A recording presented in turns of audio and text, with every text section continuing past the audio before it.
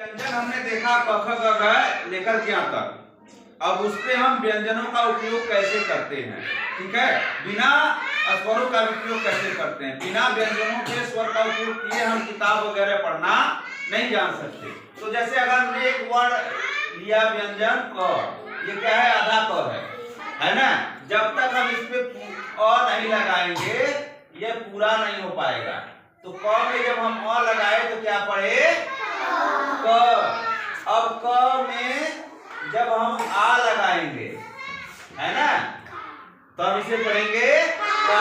क्या पढ़ेंगे भाई, तो आ कैसे लगाते हैं, पहले क लिखेंगे उस पे आ की मात्रा ऐसे लगा देंगे तो ये क्या बन जाता है, का। अब क्योंकि आ की मात्रा कुछ नहीं होती है तो ऐसे का वैसे लिख देते हैं। बात में आया। तो क पे अ की मात्रा क के साथ पढ़ने में अ आ रहा है कि नहीं आ रहा है, तो क आ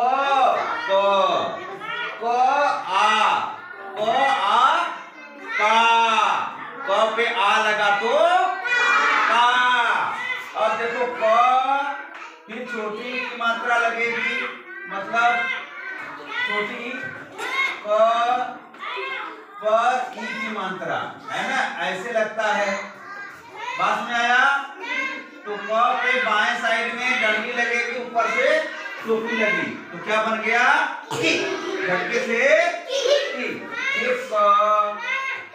क पे बड़ी की मात्रा जब लगाना है, ई लगाना है, तो क पर दाहिने साइड में डंडी लगेगी, ऐसे टोपी लगेगी तो क के दाहिने डंडी टोपी लगा बना की, है ना। फिर क आधा है, फिर छोटा ऊ का मात्रा लगाना है, मतलब ऊ लगाना है तो क, फिर साथ की तरह लगाएंगे, ये बन गया कु। क्या हो गया, अब ये क बड़ा ऊ का मात्रा लगाना है तो क ऊ का हो गया कु। क्या हुआ भाई, अब फिर क आधा रहेगा, एक की मात्रा री की मात्रा लगाए ना, जब री की मात्रा लगाएंगे तो क, फिर ऐसे री लगेगा आधा ट, है ना, तो क्या बन जाएगा, इसको पढ़ते हैं क्री। क्या पढ़ेंगे, क्री। बात में आया। अब देखो फिर ये आधा क है, एक की मात्रा लगाएंगे तो क पर एक की मात्रा क्या होगा, एक चुंडी। क्या पढ़ेंगे, के।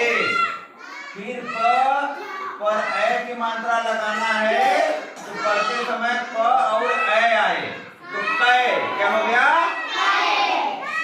क्या यहाँ पे देखो मात्रा ऐसे लगा दे पहले, है ना, के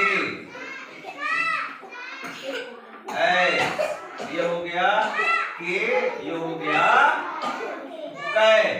अब फिर क पर किसकी मात्रा लगेगी भाई, ओ की। तो क ओ की मात्रा क्या होगा, एक डंडी दाहिने रहेगा, एक चुंडी रहेगा।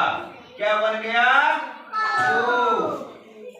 फिर क, फिर औ, क और औ क्या बनेगा भाई, दो चुंडी रहेगा डंडा के बाद, है ना। क्या हो गया, कौ। फिर क, फिर अंग।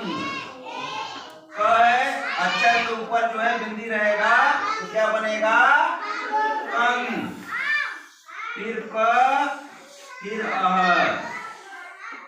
क अक्षर के आगे ऐसे रहेगा बिंदी दो ठो, क्या पढ़ेंगे इसको, कह। बात में आ गया। तो मात्रा जब भी हम लगा के पढ़ते हैं तो वह स्वर भी उस वर्ण के साथ उच्चारण में आता है, उस व्यंजन के साथ उसका स्वर भी आना ही मात्रा होता है। तो जैसे क के साथ अ आया, क के साथ अ आया तो क्या पढ़े, क। क के साथ आ आया तो क्या पढ़े, का। क के साथ आ आया तो क्या पढ़े, बोलिए। अब क के साथ छोटी ई आया तो क्या पढ़े, झटके से बेटा, हाँ। अब क के साथ बड़ी ई मतलब ई आया तो पढ़ेंगे की।